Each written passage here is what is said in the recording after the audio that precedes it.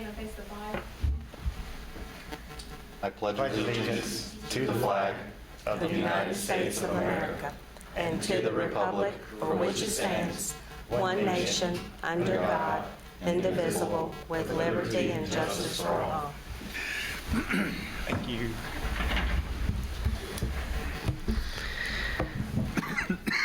All right, and with that, we will get our meeting started as always with a list of upcoming events. Vice Mayor, I understand you have a bunch of stuff. I do. The museum, the Vinton History Museum will be closed on May the 30th for Memorial Day. And don't forget, June the 4th is the first Saturday Community Ice Cream Social. So that is always fun to be had there. Unfortunately, there was a rain postponement this past weekend for the Vinton Palooza. Everybody was excited and ready to get that underway, but I think it was probably a good decision that they changed the date, not knowing what the weather was going to bring. So that date has been rescheduled to August the 21st. It's Sunday Fun Day, and there will be more to come closer to the date.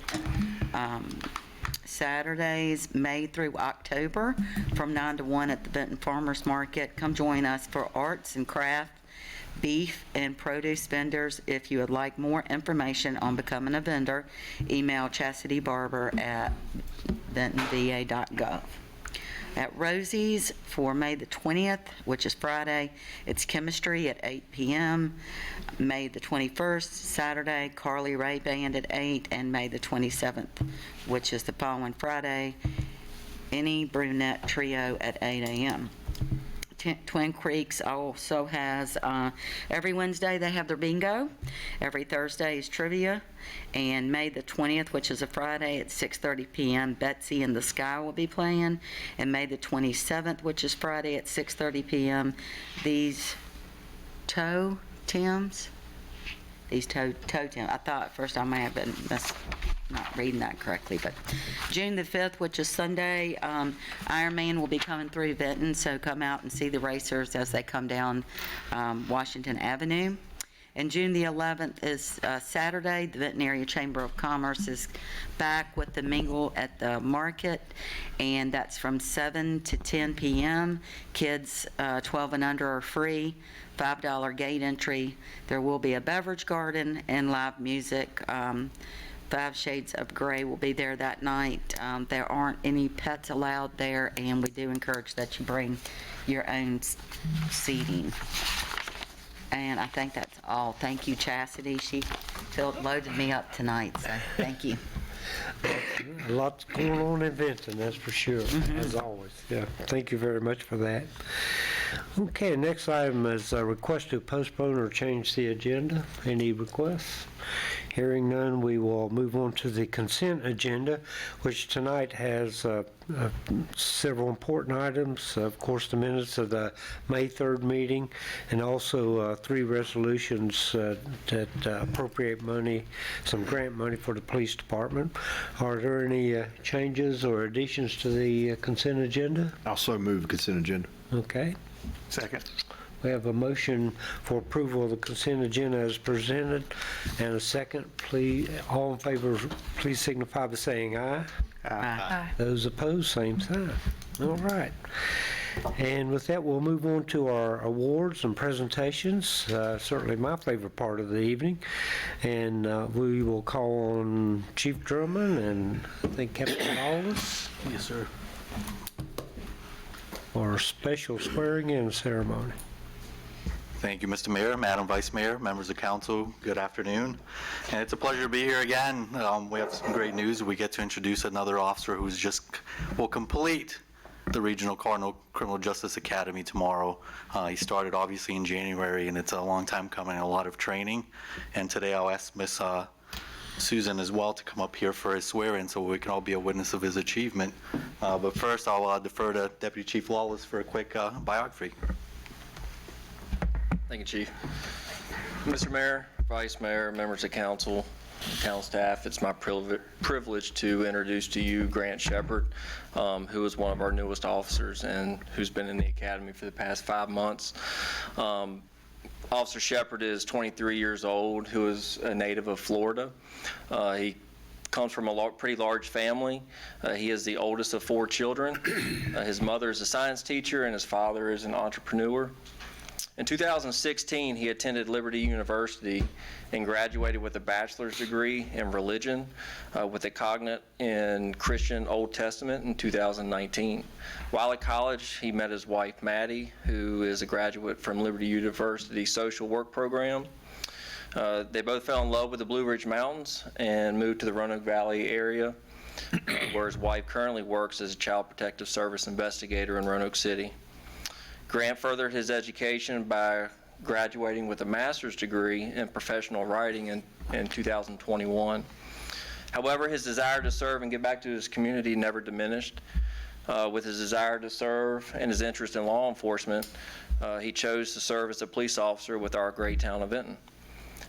When Grant's not serving, he likes to do a couple things on his days off, which include working out, fishing, kayaking, shooting his guns, hiking with his 2 dogs, Cairo and Sparta.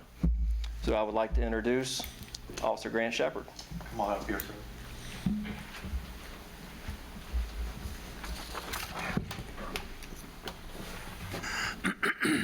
Still very rigid, like the academy. You want to do it up here? Okay. Yes, ma'am. Oh, no, somebody needs Raise your right hand, repeat after me. I, Grant William Shepard, I, Grant William Shepard, do solemnly swear or affirm do solemnly affirm and swear that I will support that I will support the Constitution of the United States, the Constitution of the United States, the Constitution of the State of Virginia, the Constitution of the State of Virginia, and the Code of the Town of Vinton, and the Code of the Town of Vinton, and that I will faithfully and that I will faithfully and impartially and impartially discharge and perform discharge and perform all duties all duties incumbent upon me incumbent upon me as a police officer as a police officer of the Town of Vinton, Virginia, as the Town of Vinton, Virginia, according to the best of my ability, according to the best of my abilities. so help me God. So help me God. Meet your seat. Thank you, sir.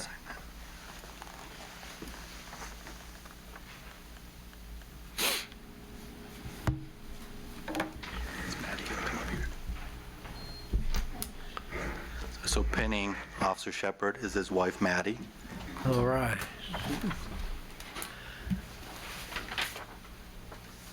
This shouldn't be too painful, I don't think.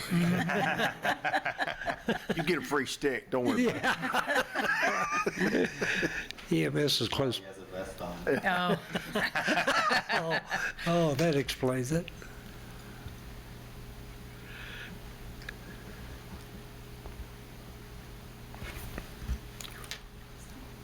Congratulations again. Thank you, sir. We'll take a picture together. We'll take a picture in 1 second.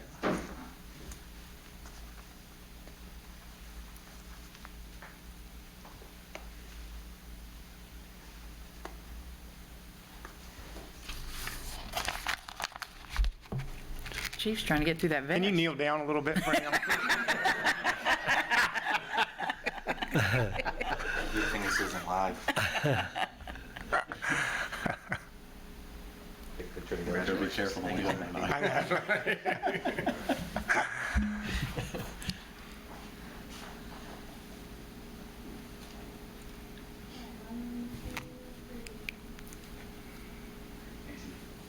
Okay.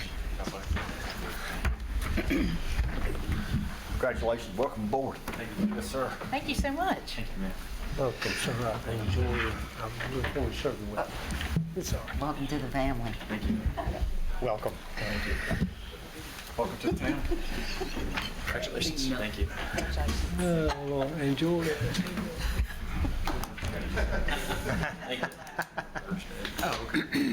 Yeah, I think that should be fine.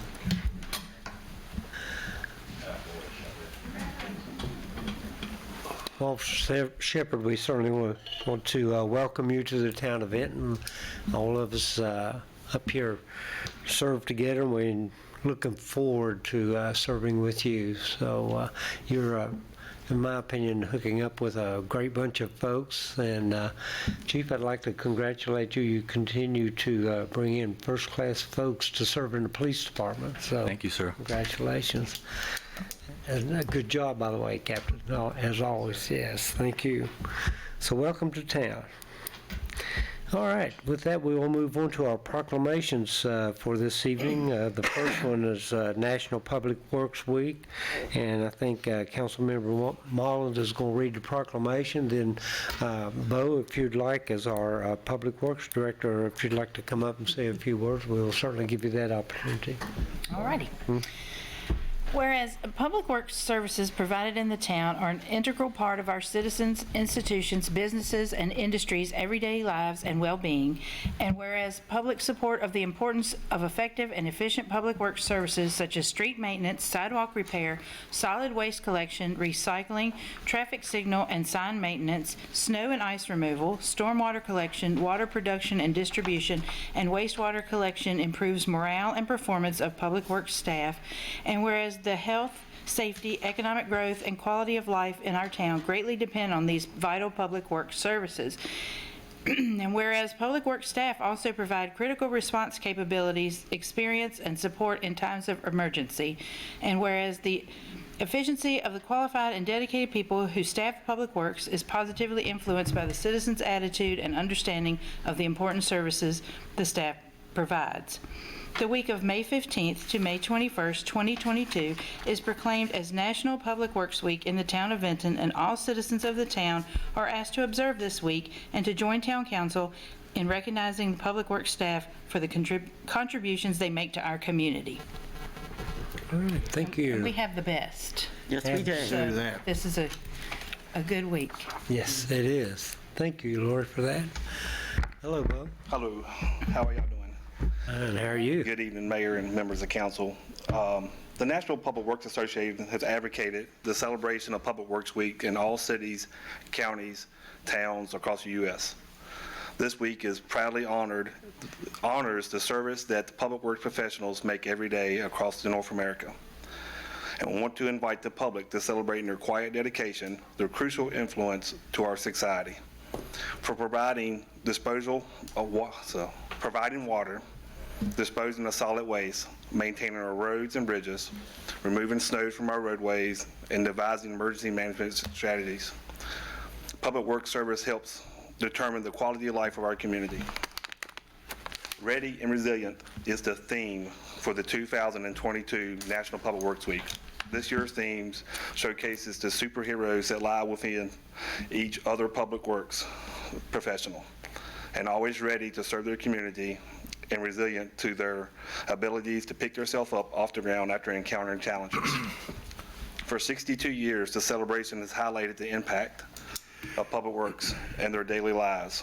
Our community of 8,000 citizens in the town, another 5,000 in East County service area that we provide for, depend on men and women of the public works profession to provide tirelessly every day, often at night, and even on the weekends.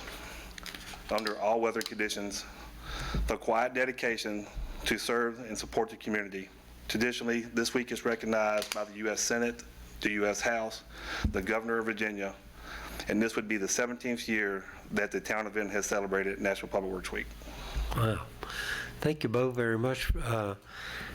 I'll give council a chance to comment if they would like, but I just want to say a couple of things you mentioned that really jump out at me.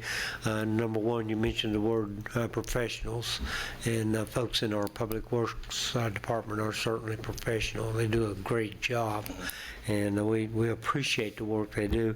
And the other thing you mentioned was quality of life, because you folks in the public works department certainly improve and impact our quality of life here in the town. And, you know, most of our citizens really appreciate the job you guys do. I hope everyone does. Yes. Because you folks are really dedicated, and I certainly appreciate the job you do. Council, do you have any comments? Yeah, I do. I think that, first off, the leadership and your leadership of Public Works, but I think the telltale sign of the kind of department you have is that, you know, we see so much every day. A lot of it's bad stuff, but we see things on social media. And I like it when you see people get out there and make a comment that may not be as positive as we want for Public Works. And then social media is just flooded with people in the town that say, you know what, you're wrong. I actually saw a comment the other day, and the guy said, why don't you move? Somebody made a comment about the trash, something about the trash. And then somebody posted a picture about the trash truck, but y'all do a fantastic job. And I mean, the big thing too is, I mean, you look at when times are bad, snow, for example, and those kind of things, and you're stepping up. I mean, you did a tremendous job for the Dogwood. So yeah, hats off to you. Hats off to you and of course, the leadership you provide in the Public Works Department. Thank you, sir. All right, thank you, sir. Well said.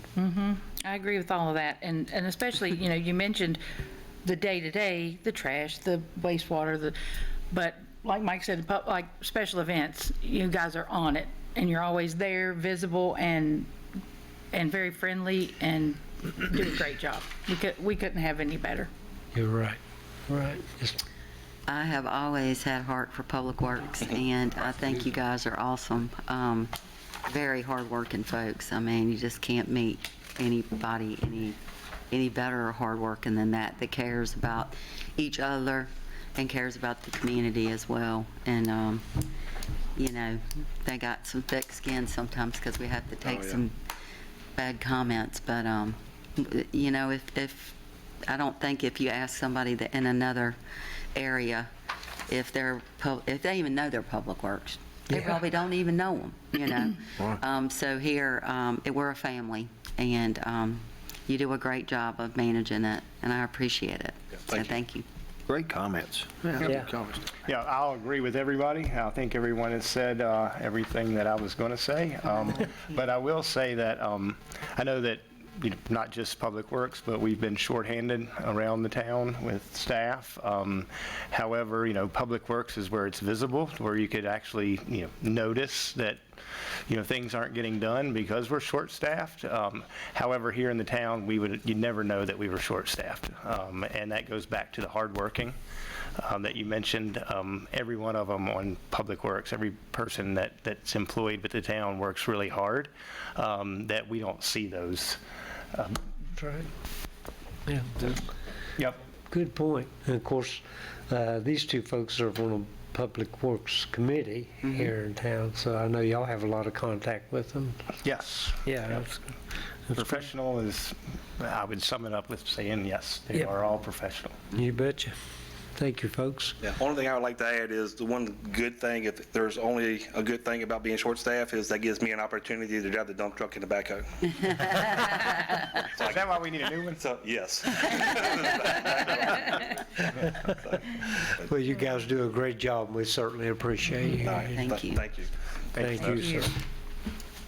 Oh, does he get that? Does he get that proclamation? Or no? Yeah, we'll pass it along. Okay. Yeah. Yeah, but we do have the proclamation. I don't know if you keep those in your office or if the town clerk keeps them. He keeps them. Okay. Glad- Thank you. You're welcome. Yes, sir. Thank you. Thank you, sir. Thank you. Thanks, Mo. Hey, I'll get with you on Friday, for Friday. Mayor, could we get a picture for Debbie, just since she couldn't be here tonight? Oh, sure. Hey, Bo. Hey, Bo, open it up and show the inside one. It's the formal one. I literally threatened Let me present that. Yeah. This is a photo opportunity, right? Who, him or me? Thank you, guys. Thank you. Good job.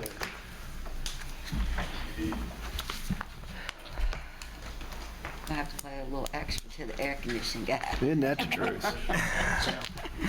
And I was going to mention, she's not on staff, but we miss Debbie being here. don't we? I know, very much. Yeah, that's for sure. Okay, with that, we'll move on to Business Appreciation Month, and Councilmember Lyles, I think, is going to do this proclamation, I right? sure will. Please. Whereas the town of Benton is proud to have a dynamic mix of 535 active businesses serving within the town of Benton. And whereas these businesses contribute to the economy through private investment, providing countless employment opportunities for our residents, and contribute to the quality of life through access to convenient and quality services and products. And whereas the town of Benton recognizes the essential role our local businesses serve in strengthening our community through their charitable and civic contributions. And whereas the town of Benton recognizes the many leadership roles that our owners and employees of our local businesses serve throughout the community. And whereas the town of Benton recognizes the accomplishments and resilience of entrepreneurs, small, minority, and women-owned businesses, and the major employers that contribute greatly to our economic vitality and the well-being of our citizens. The month of May 2022 is proclaimed as Business Appreciation Month in the town of Benton, and all citizens of the town are encouraged to support the many businesses located within the town and the greater Benton community. All right. Thank you, sir, very much. Any other comments? I would just like to say one of the things in that proclamation mentions, I think it was 535 active. Business. Yeah, great. yeah, that's a lot. It's a lot. Got It's a really good. food establishments and manufacturers and significant when it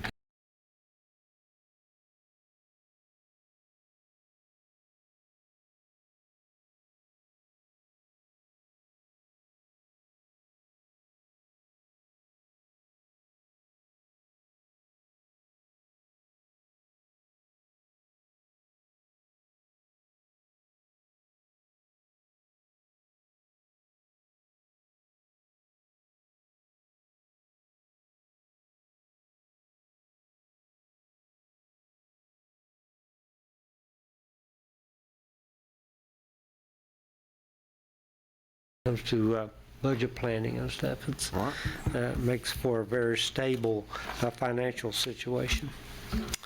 Okay, with that, we'll move on to citizen comments and petitions. I don't see any, so I don't guess you've received anything in the clerk's office. So, Jeremy, always good to see you. We know you, even though there's not anything listed, we know you're always working on things. Yes, sir. And as always, have a spiffy-looking tie, so we appreciate that.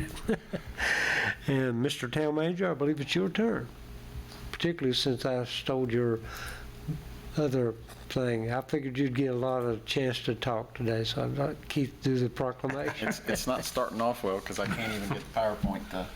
Where's the air conditioner? Well, according to this, we are not live right now. I don't know. There we go. What? There. Well, we started out being live. Let's give Susan just a moment. Okay. It must be a Facebook issue. I don't know what else to tell you.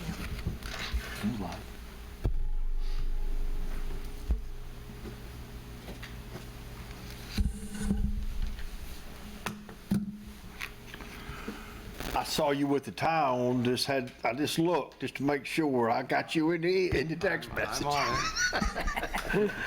Don't make sure I leave you out. Might need representation one day, I don't want you to be mad at me. What do you think? It appears like you are I live. think it's that one that Is it? everybody's. Yeah. Yes, ma'am. Is it back live now? Right. Okay. Yeah. Okay. Well, we'll move forward then.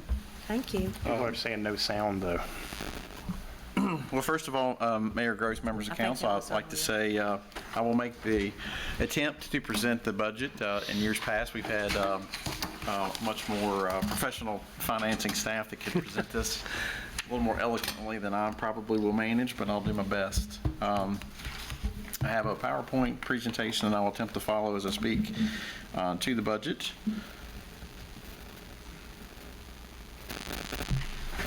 Might be easier if I follow along in the PowerPoint. I don't know which one.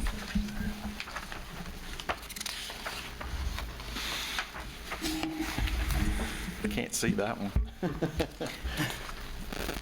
So the first item that you'll see tonight, I just wanted to highlight that this budget was based off of the 2020 strategic plan that council adopted. The three primary goals that we followed in preparing this budget was the enhancement of the town's infrastructure, maintain an efficient and high-performing government, and ensure the town's continued financial viability through actively pursuing economic development. There are a number of highlights that I'd like to attempt to review tonight. Those are, this is a balanced budget, so we have appropriately balanced our revenues with our planned expenditures. We have significantly invested in our personnel. Those are our most valuable assets, and so you will see on many occasions throughout this budget that we have tried to invest in those employees, and more than ever, even before, with the pressures on the job market, it is invaluable for us to continue to perform and provide those services. We have to have quality staff to do so, and as you've already described tonight, with our police department and our public works and our many other departments, we are just full of great quality professional employees, and we really want to retain them and make it an attractive place for new employees. So this year's budget does include a 5% COLA, cost of living increase, and we were also able to absorb the health insurance premium increases, so there'll be no impact to the employees. We also have added a number of new positions this year. These are to fill some service delivery gaps that we had, and we were recognized through the last several years. Two of these positions, the capital projects manager and with benefits, would be more attractive, and hopefully we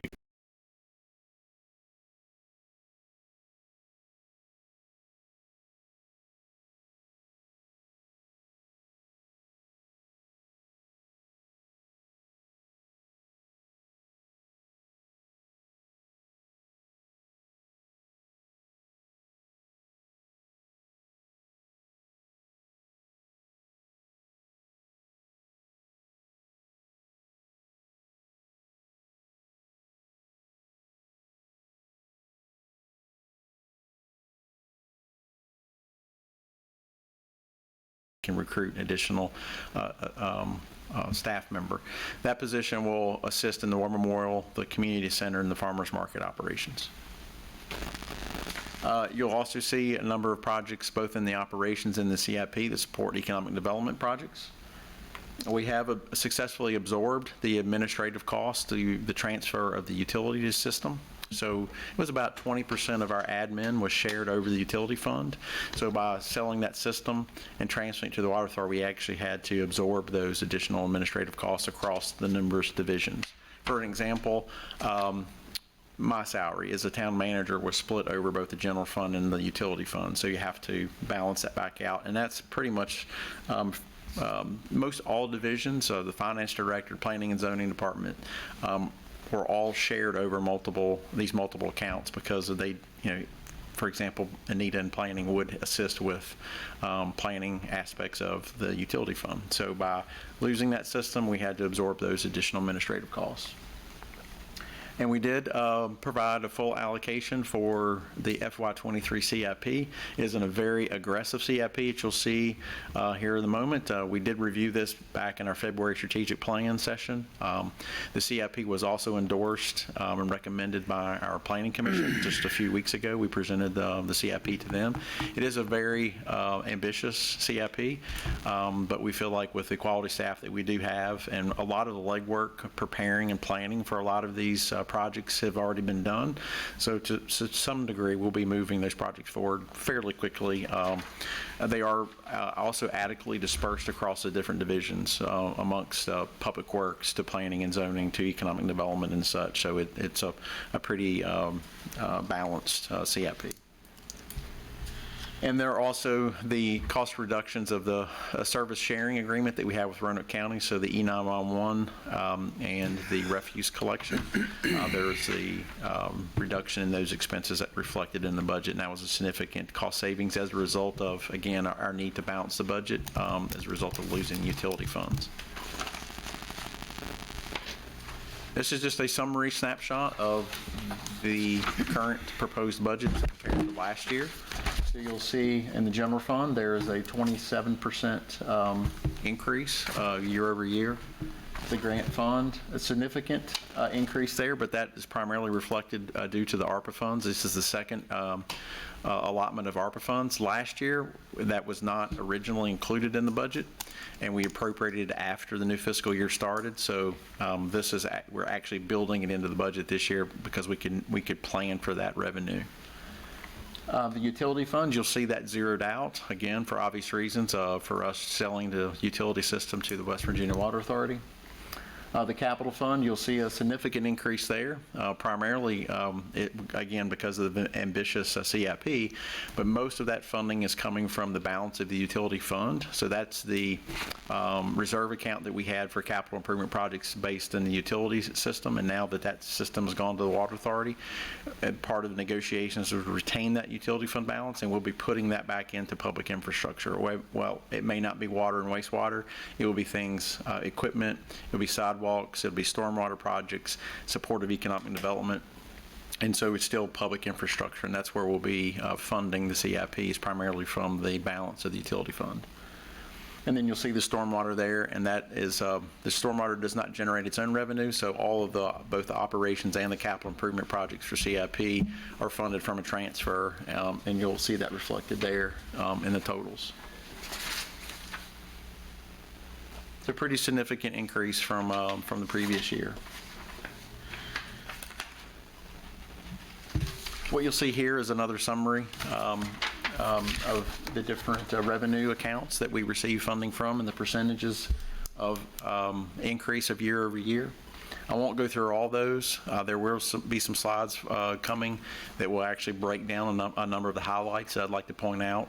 But this is just a summary of the totals.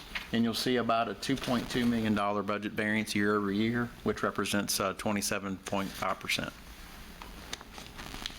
And I have asked Cody, who I should give him his due credit. He did a significant amount of the heavy lifting on preparing this budget.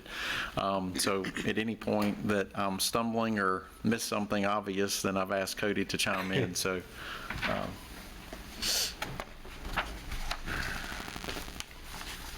This is a graph. I threw in a few graphs. It's a little bit easier to kind of gauge the growth potential, both of the prior years, but also the forecasted growth of our revenue line items. This is the total general fund revenue.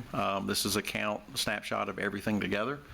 I do want to highlight that you'll see my note there on the top corner. FY24 through 26 represents some additional cash payments from the Water Authority. So there will be a $1.5 million cash payment in 24, $1 million cash payment in 25, and a $500,000 cash payment in 26. So while we do have growth on its own, those numbers are slightly inflated due to those cash payments that we anticipate receiving. The next two slides are actually our property tax, both the personal property and real estate. I broke those out onto two different slides. This first one represents just real estate. So you'll see while there's no proposed tax rate increase, we have forecasted some additional growth based on property values. We think that's a realistic outlook on the next several years.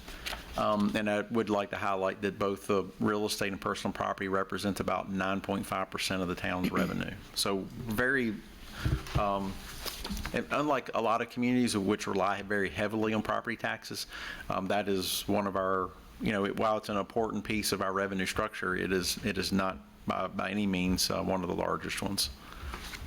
And these next several slides will explain how our budget's very well balanced across multiple revenue streams. So this reflects the personal property. You'll see that large spike on the trend for FY22. Again, that's based on the escalated values of vehicles due to the supply chain shortages. We don't anticipate that to last forever, but we do see a fairly large bump this year, and we expect that to temper a little bit next year, but still above average anomaly growth on the personal property. And I would like to highlight that we did set the tax rate of the relief for personal property, and I believe, Cody, I have that right at 48%. which is about 20% higher than the state provides funding for. So we did provide some additional tax relief to our Vinton residents over and above what Roanoke County has also provided. That needs to be an article in the paper. Debbie and I have discussed that. The next one is sales tax. What I would like to note on here, it's about 11% of our total revenue, which is fairly significant. And the next year's forecast, which you'll see, is we budgeted basically a flat revenue for sales tax. While it has been upticking and doing extremely well this current year, we have budgeted assuming that we lose the grocery tax. When we finalize the budget as of Friday, the state has still not passed their budget, therefore we do not know where we stand on the grocery tax piece. Optimistically, they will pass something that's favorable to localities, and anything that we receive above and beyond we'll use appropriately, but we wanted to be conservative and base that basically on a flat growth projection due to that unknown piece of the state budget. Hey Pete, I'll just jump in real quick on that. We followed Roanoke County's lead on that. Since we in Roanoke County are so sort of intrinsically linked on the sales tax that we just get a proportion of what they generate, not just what is generated in the town. They have done the same conservative budgeting of just presuming the grocery tax is going to go away unless we hear confidently otherwise out of the state. So yeah, we are in line with Roanoke County on this, and they've adjusted accordingly. And that large decline that you see represented in 19 and 20 is due to the revenue sharing, the gain sharing agreement with Roanoke County being renegotiated. And so that percentage of our share of the state sales tax change, and that's what reflected in that. That's a pretty significant drop off. But as you see, we're forecasting that to slowly recover over time. The meals tax has been a very steady growth revenue for us.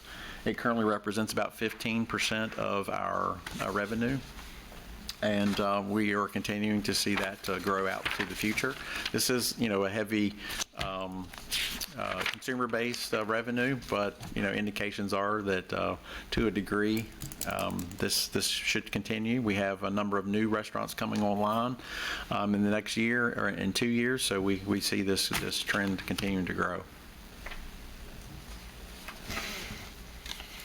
And I did want to point out that in 2019, council, and this represents about 7% of our total revenue.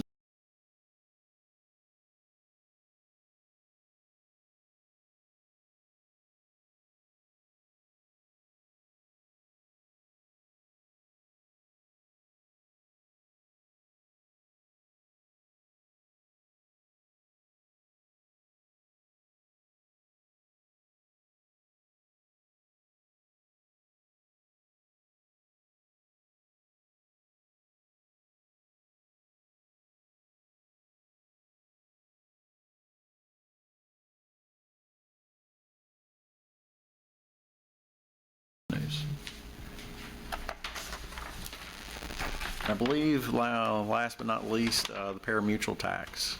So this currently represents just shy of 10% of our revenue.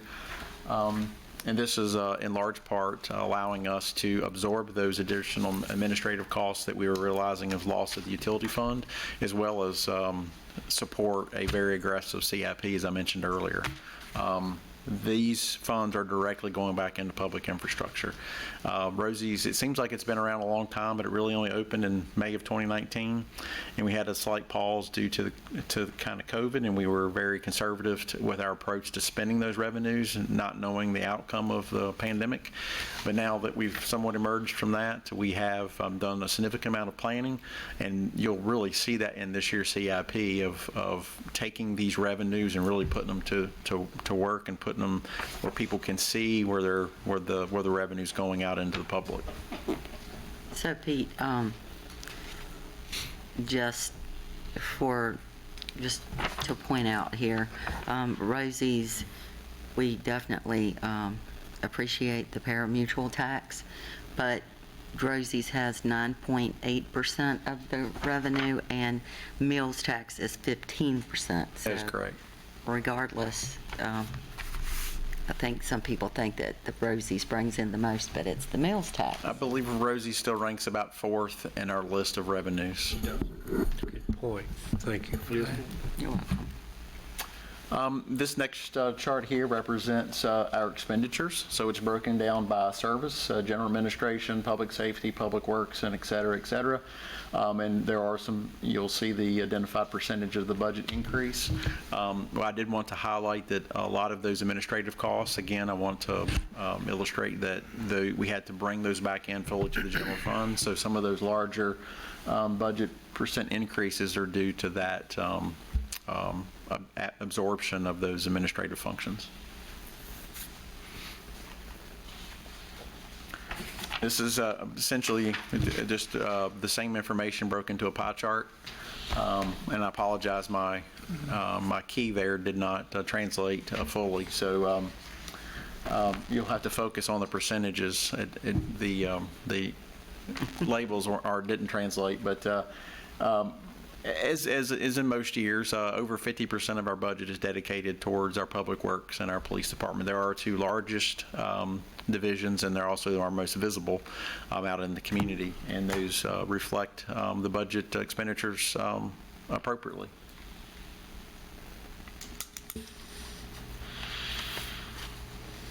Now, this is a highlight of the positions within the town.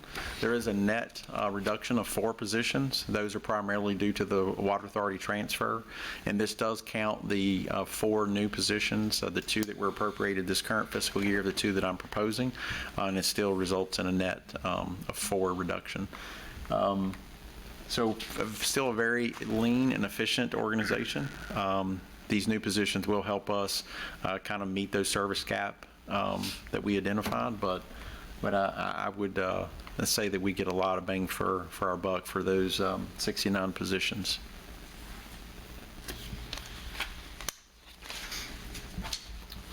And this is one I know that is very near and dear to the mayor's watchful eye, and that is our debt schedule. And I'll be happy to report that we have taken a significant bite out of our debt this year and paid off pretty much everything that we could that wasn't associated with associated revenues being received from either Roanoke County or Water Authority after the transfer. So there are a couple asterisks there. The VML 2017, the VML 2018, and there's another one.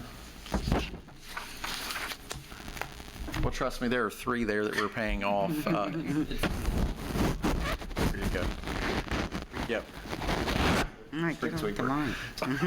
So those three debts debt payments are the ones that we paid off current year, and that freed up about $187,000 worth of operating in the proposed FY23 budget. And you'll see the associated payments titled debt reimbursements. Those are debt that we cannot transfer. They're, in most cases, general obligation debt. And so we have to maintain those. However, we have associated revenues coming in from either Roanoke County or the Water Authority that makes those, that's a net wash.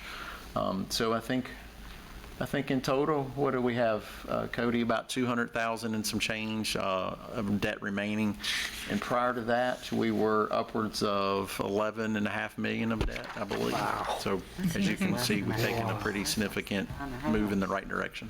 Yeah, and I would point out, just in glancing at the schedule, a decent portion of that $213,000 will actually come off the books in 2024. Oh. So we can't remove it completely yet because we do get a reimbursement on it, but there's a decent amount that'll come off in 2024. So the end is in sight. Awesome. That sounds great. It's awesome. I think it's not because it actually transfers.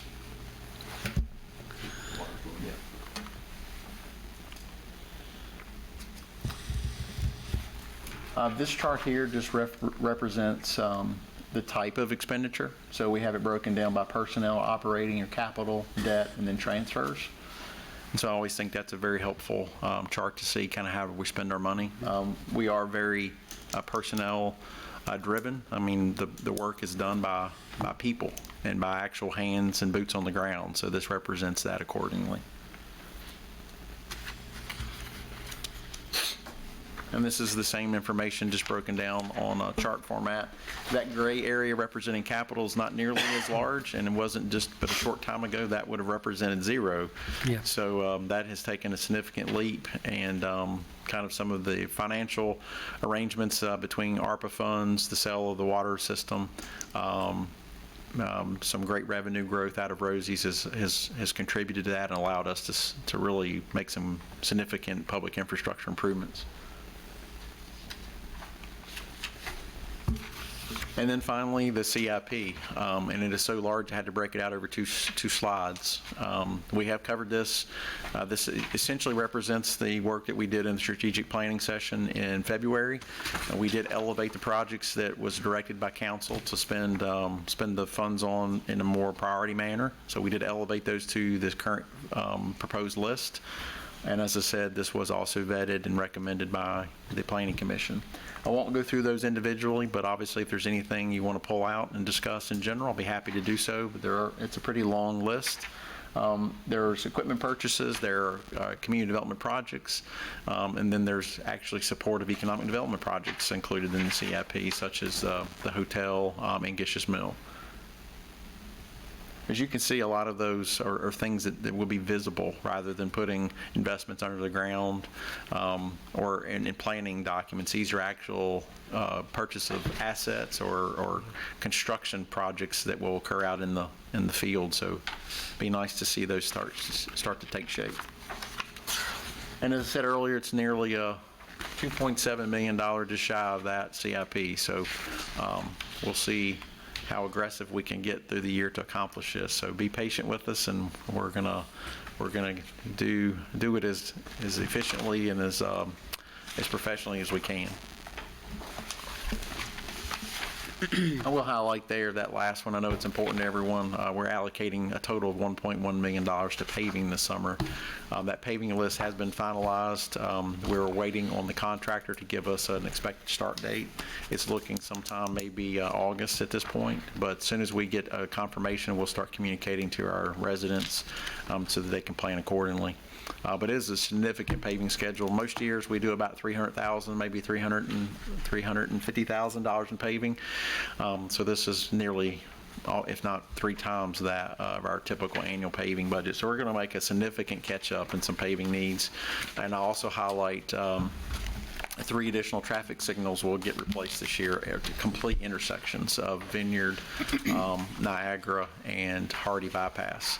So that will take all of the traffic signals along Virginia Hardy have been updated in the past year, for the exception of Pollard, and that one is scheduled to be replaced as a part of the hotel construction. We've also funded in there, you'll see design and engineering for the Mountain View Road construction project, and also there was one other one I wanted to highlight. Cleveland.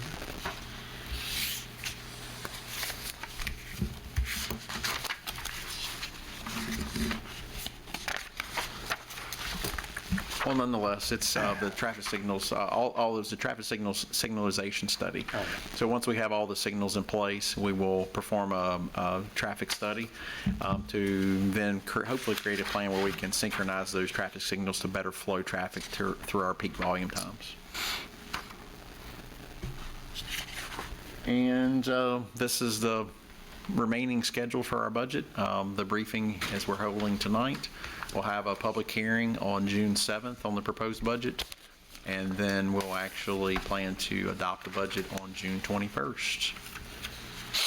And I do want to take the time to thank the folks responsible for this. Our budget committee is comprised of Mayor Brad Gross and Mike Stovall, our assistant town manager Cody Sexton, Lydia Verdilio, which is our assistant finance director, and Susan Johnson, our town clerk.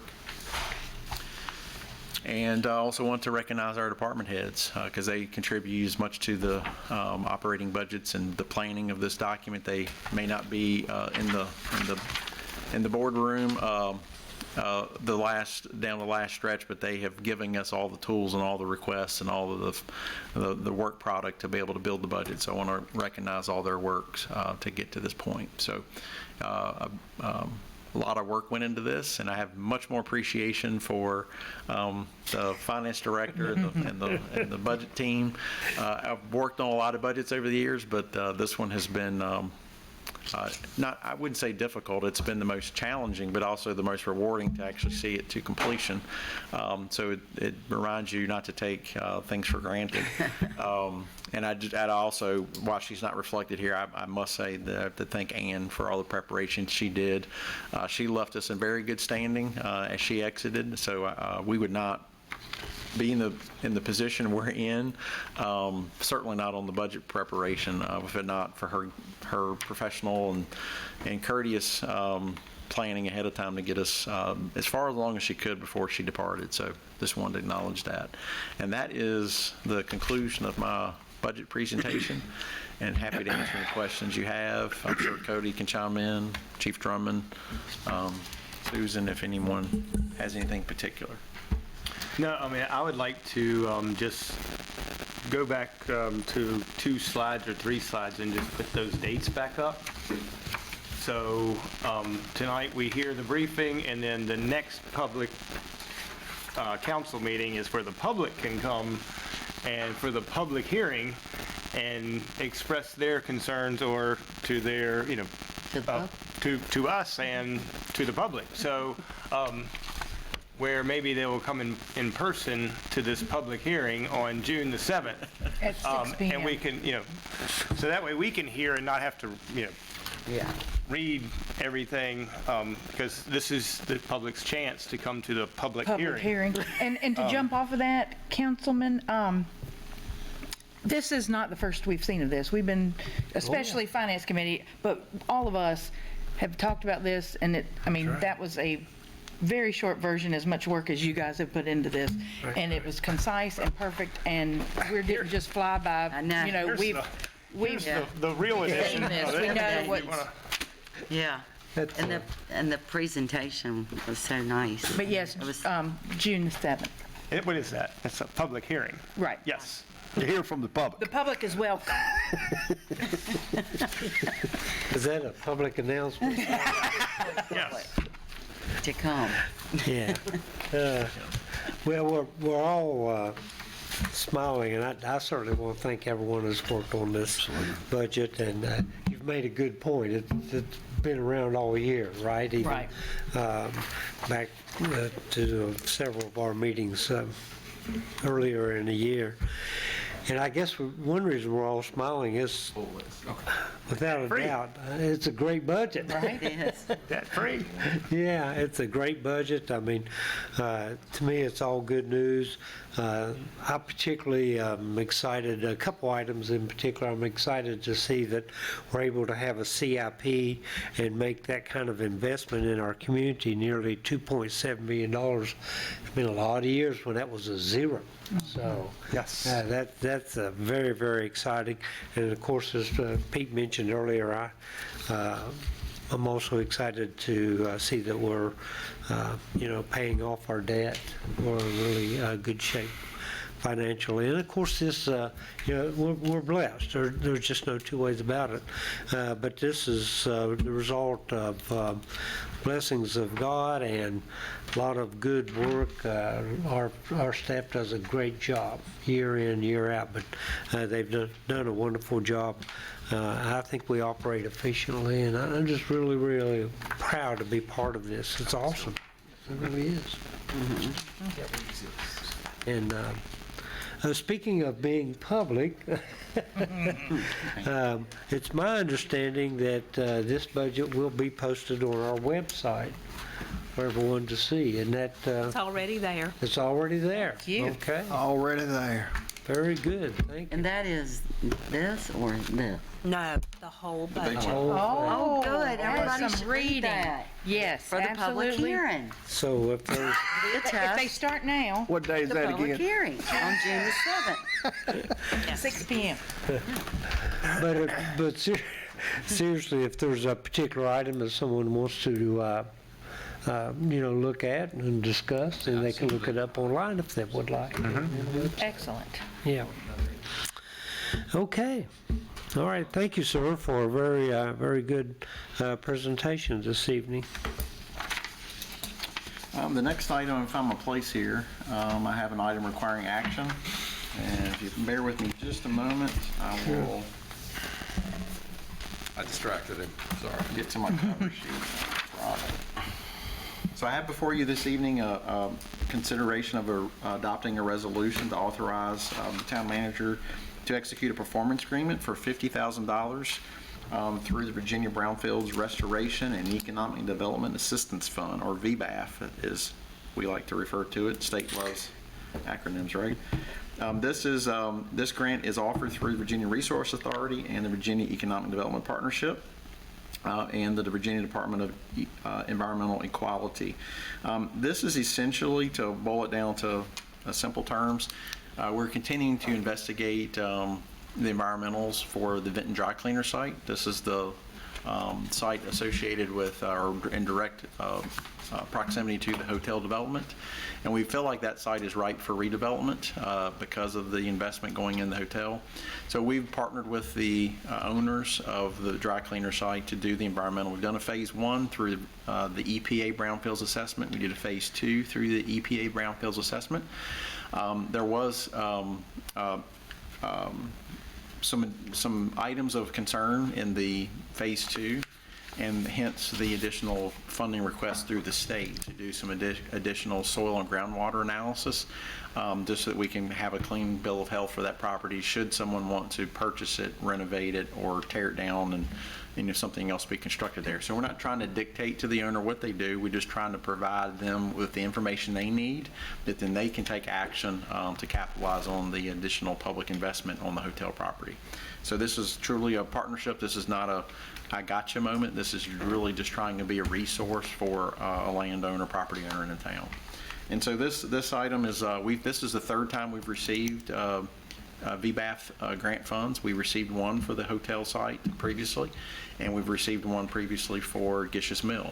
So these have been invaluable grant funds for us to continue to evaluate and do the environmentals on these properties at no cost to the town taxpayers. So this is a third option for us, and it just does a more extensive research on this location. So I'll be happy to answer any questions, but I respectfully request council authorize us to execute that agreement, and I have a consultant in the waiting, ready to continue with their studies. Pete, I gotta say, what you just said is just so very important. You know, obviously there are a lot of decisions that private business they have to make a decision based upon what's best for them. But our portion of economic development is to provide them with the proper information and to help facilitate many of those decisions. And like you said, this is of no cost to our citizens. It's all through grant funding. And I tell you, our staff just continues to amaze me. Number one, they know where these grants are, and then they know how to get the grants, and just what a great economic development tool for this town. So I appreciate the work that you and all the staff is doing to pursue those grants. Very important. Well, thank you. In total, we've acquired over $100,000 of grant funding for this environmental study. This will put us over $100,000 threshold. Wow. Awesome. That's great. Okay, council, any comments or questions? If not, you have before you a resolution that would authorize the town manager to pursue the grants he just described. I'll make a motion to adopt. Okay. I'll second.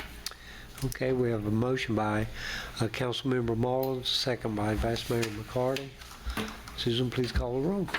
Councilmember Lyles? Yes. Councilmember Mullins? Yes. Councilmember Stovall? Yes. Vice Mayor McCarty? Yes. Mayor Gross? Yes.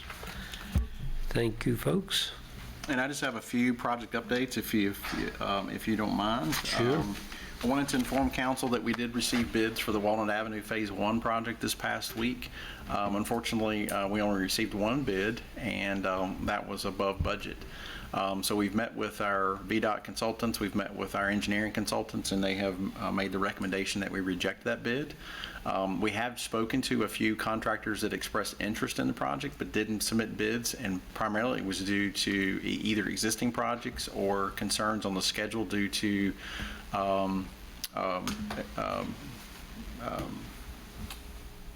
materials, the delay in materials.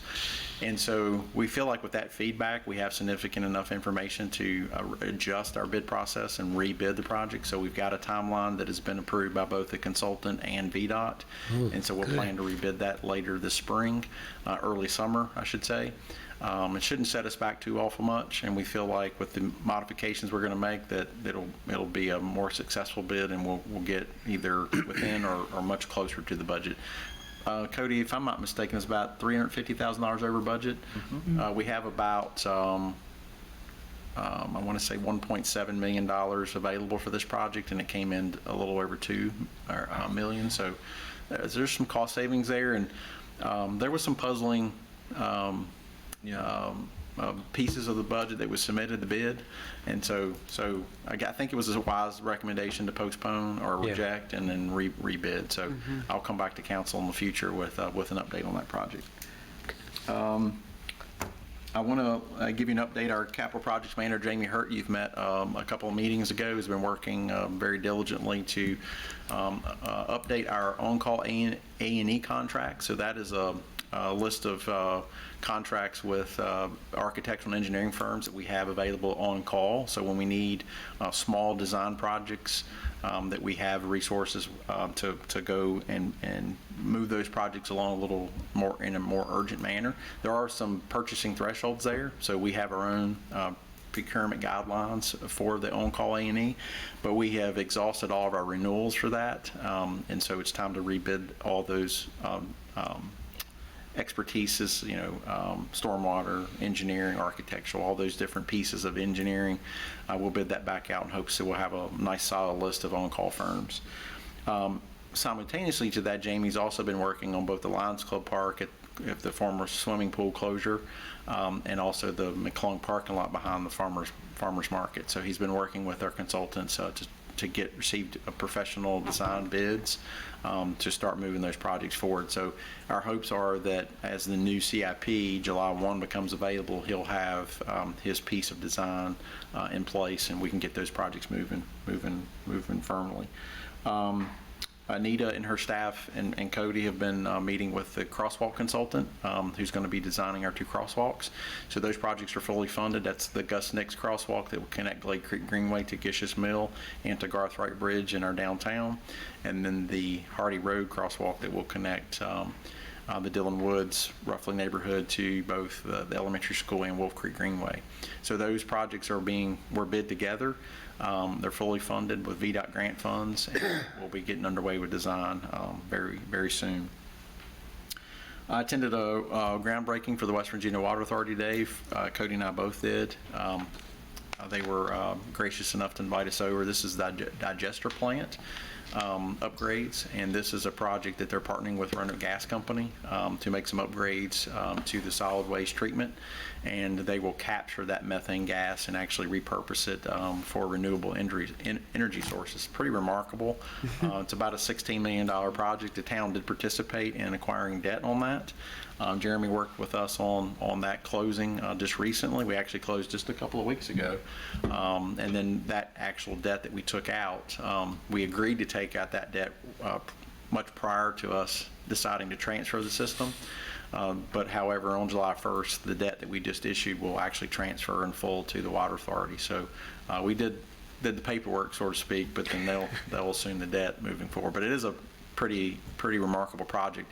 Some of that infrastructure there is over 60 years old, so it was due for an upgrade. And so it was pretty telling, the leadership of both Roanoke Gas and the Water Authority to kind of put their heads together and figure out how they could cost share on the infrastructure improvements and actually get a benefit out of it of essentially the waste product of methane. So pretty cool project. Again, want to thank Cody and Susan and all the members of our leadership team for all their work on preparing the budget. It is quite the relief to get to this point. We're not completely over the finish line, but I can see it. And assuming the public hearing on June 7th and then the adoption on June 21st, we're within sight. And I believe that concludes my presentation unless you have any questions. Council, any questions? No, sir. Thank you, sir. Great report. Actually, I will have one more comment, if you may. I just want to remind council that on June 7th will be our next council meeting. We'll have a special called meeting earlier that morning, new water coming from Carbon.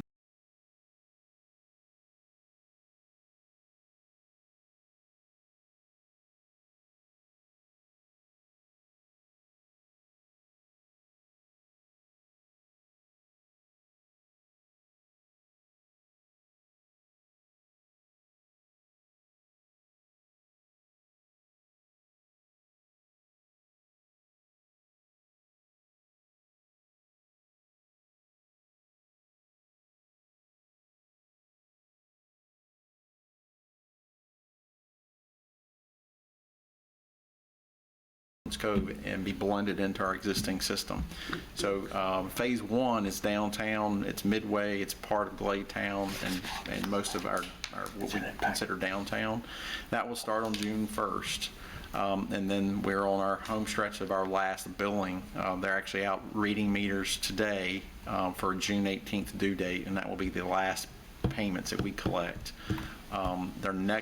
Our last bill actually collected by the Water Authority remitted back to us. So I would just say to those watching, paying attention, keep an eye out in your bills, keep out in your mailbox for information coming. It's very important that you read that and read it thoroughly. All the answers to all your questions are incorporated in there. We're happy to help. The Water Authority's happy to help, but we're trying to get that information out in the best manner possible. It will be in the newspaper, it will be on the website, it will be on social media, and it's being directly mailed. So we're trying to cover all of our bases to get that information to our customers.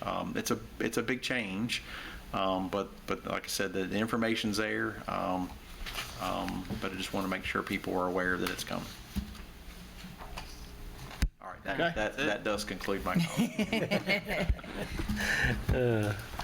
That's good. Well, thank you very much, Pete. And you're right, our citizens need to watch closely the information that will be coming about the changes in the very near future. It's happening within the next few weeks. Okay, so nothing else for this evening then. And with that, we'll move on to the reports. I see, Cody, you're going to do the Finance Committee report, right? Yes, sir. And I just gave it not 3 hours ago, so hopefully it's still fresh. Finance Committee met this afternoon at 3:30 and discussed a handful of items. Before I do the financial statements, 3 of the items you have already handled in the consent agenda tonight, those DCJS grants for accrued overtime and then some flashlight and locker cabinet purchases for the police department. So thank you for going ahead and handling with those. And then also the overview of the budget. We did an overview of the budget for the Finance Committee, which you all just received as well. So thank you all for receiving that. So backing back up to the March 31st, 2022 financial statements. So as always, I like to begin with cash, begin with the cash on hand. Total cash for the town is at just over $10.2 million. This does represent a slight decrease in total cash from February to March, and we would also expect coming up in April another decrease, seeing that those are the last 2 months before our 2 largest tax collections. So we are actively collecting for personal property tax, real estate tax, and bank stock taxes right now in May, in addition to the utility collections that Pete mentioned. So we do expect a normal sort of spring dip in the cash, but once we get to the May and June financial statements, the cash will pick back up. So the cash position is very strong on sort of the unrestricted cash. Restricted cash does represent $4.5 million. Most of that is the ARPA money, which as we spend that, we do transfer it into our general fund cash. And then we have $3.3 million of investments for the town. So that includes money market CDs and some other investment vehicles. So earning small amounts of interest, but steady amounts of interest. So total cash on hand is about $13.5 million across both the regular accounts and the investment accounts. As far as where each of the funds stand, the two that I always do like to highlight are two primary operating funds, the general fund and the utility fund. General fund is running very strong year to date in March, which of course represents the 75% mark for the year. Revenues are running about $350,000 better than where we would anticipate them to be at that point, doing some more up-to-date projecting using current numbers so far that haven't completely been closed out, but still good for projecting. We do expect those balances, those revenues to continue to run strong through the rest of the year. On the expenditure side, as of March 31st, we're running about $1 million to the good. That is aggregated across all the departments. We can identify a handful of places for larger amounts. For example, we haven't spent paving yet this year. That will come in next fiscal year. We also have some significant vacancy savings across the departments. Public Works and the Police Department at least began the year out with some vacancies, but they've been very diligent to fill those towards the end of the year, but those savings are still on the books. Everything else really just is an aggregate of our departments have been very diligent, very prudent in their spending and have been good stewards of the taxpayer money. Couldn't accuse any of them of going on a spending spree, so they're very good at handling that. The utility fund is also running fairly strong. As we've mentioned, we have a billing that's due tomorrow in May, and then another billing due next month, starting to get us on the monthly cycle as we transition to the Water Authority. So we are seeing revenues from the consumption accounts running fairly strong. We're also seeing expenditures are holding pretty steady, so we would anticipate that the utility fund end in a positive position by the end of the year, but I would still sort of hedge all my bets just to make sure as we get into the home stretch, but the utility fund is looking strong. Grant fund, capital fund, and stormwater fund, they all look a little bit wonky on paper, but they all are doing well. As we've mentioned before, the revenues and the expenditures don't always align, since most of the time we don't sort of accrue or add in the revenues until we're ready to pull the trigger on the project. So as we institute projects, we do move that money forward. So across the board, all the funds are looking very strong, and as a result, also on January 7th, we'll be planning to bring resolution, hold a public hearing and have a resolution to do some transfers and appropriations of some of these extra funds and some of these expenditure savings to allocate towards programs. So for example, we will be presenting the resolution to actually pay off the debt on June 7th as part of that, using some of these extra funds that it's one-time money that we're very blessed to have and want to make sure we're continuing to be good stewards. So if you have any questions on the financial statements, I'll be happy, or if you have any questions about details, otherwise would welcome a motion to approve. So moved. I'll second. Great. So we have a motion by Councilmember Stovall to approve the finance report, second by Councilmember Mullins. All in favor, signify by saying aye. Aye. Those opposed? Did you say aye? What's that again? You said aye, I'm sure. I did say aye. All right. Cody, thank you very much for that report. Thank you. Appreciate it. And with that, we'll move to the council section. Mr. Stovall, you want to start tonight? You have anything further? I do. I just, once again, just want to say, I think the statement for tonight's budget is personnel-driven. Yeah.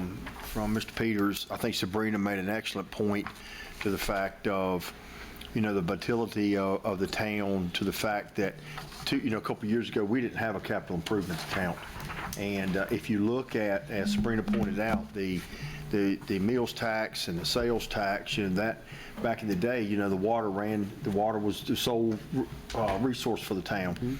But with that being said, we didn't have the opportunity for people to come from outside this town into this town and enjoy an establishment and help us with a capital improvements plan that we didn't have 2 years ago. So I think it's a great budget. Anytime you can give a raise, make the insurance whole, and then listen to this budget, it's just great. My hat's off to every one of y'all. This is, I believe, not because I'm serving, but I believe it's probably one of the best councils we've had. And then the staff that we have, the leadership, and, I'm just glad to be part of it. Me too. Thank you, sir. Me too. Lori, anything further? Absolutely. The budget briefing was great. The reports for the finances. These, like you said, the grants blow me away. Yeah. If anybody wants to help me find grants for college payment, that would be great too. And then June the 7th, there's a public hearing. Yes, that's right. Public Now, is that hearing. when the public gets to come speak on issues they got? Any questions they may have? Okay. Crazy. Vice Mayor, do you have anything further? I just wanted to thank Pete and Cody for doing this presentation. I am a visual person, so this is right up my alley. I mean, it's just great how you have all that stuff in there. This is very intimidating. This book, to me, is very intimidating. But thank you. And it's always nice to be able to read it and have good results, so that's great. And I wanted to announce in my part of this isn't something that's necessarily going on all the time, but Firehouse Skate and Play and Fun Center, they're having a character extravaganza on May 22nd from 6 to 9. So you get to meet Mickey Mouse, Queen Bee, and the Skeleton and other things. So I think that would be a really cool thing for the kids to do. We announce a lot of stuff that the adults are all doing, but that would be something really cool for the kids to do. And then on May the 28th from 10 p.m. to 1 a.m. is when the adults can come out to sip and skate to the 70s and 80s. It's a Memorial Day disco party. So that's pretty cool what's going on over there. And I'm sorry I failed to announce the restaurant that I ate at the last meeting. So I appreciate Cody for reminding me. The restaurant that I want to commend this time is Joe Good Pies. We had 13 people that got together for Mother's Day, and we decided to go out to eat instead, and we went to Joe Good Pies, and the service was great. Actually, the waitress is the girl that does the shirts. Oh, yes. She was our waitress. Yeah, Heather. She was awesome. So anyway, we thoroughly enjoyed everything that we got. The service was excellent, and it was a great Mother's Day. Nobody had to cook and nobody had to clean, so we were excited. That always makes for a good day. Right? Yes. So, Yeah. and that's all. Hey, I think you guys have touched on everything. I'll just commend everyone on the budget again. I know it's not something that you just put together in a couple weeks. It's an all-year process. It involves a lot of different committees, and I'm part of the Planning Commission, which we are part of the budget as well. So every committee touches this budget, and it's through, when you see it in a presentation like this, it looks like it was pretty simple to put together.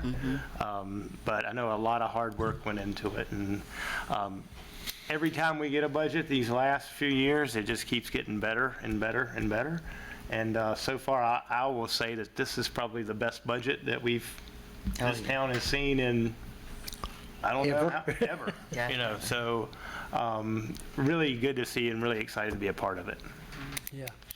Thank you, sir. You're exactly right. And not to belabor the point, but I just want to thank everyone that's worked on the budget, because you're right. It takes a lot of work all year long. Well, let's so- see, the mayor's been here since they cracked them out on a stove, man. So, is this the best one we've ever had? Best one ever. I can personally testify to that. That's right. A couple real quick things I might mention that came up tonight and talking about the budget. And we talked about this a little bit in Finance Committee. There was some savings because we were short-staffed this year, so that obviously shows up in our budget. But I think it's very important to point out that even though we were shorthanded, I think you guys in the police department were down a few folks. Are you up to full staff now, Chief? Or If you give me a few days, I'll be able to tell you that and Okay. confirm it. okay? Fingers crossed, yes, sir. All right, great. In Public Works, but everything got done. And, the police department did a great job, still a very safe community. Public Works, all of our departments have done a great job, even though we were shorthanded. And I think that's very, very important, our quality of life, which obviously the Public Works Department works on that every day, was maintained. So everything got done, and that's very important to know, even though there were some vacancies, to say the least. I don't know exactly how many, but quite a few. So thank you guys for working hard this year. Good job. All right. Is there anything else to come before council this evening? If not, we'll entertain a motion to adjourn. I'll make a motion to adjourn. I'll second. All in favor signify by leaving. Okay. Thank you, folks. God bless. Good meeting.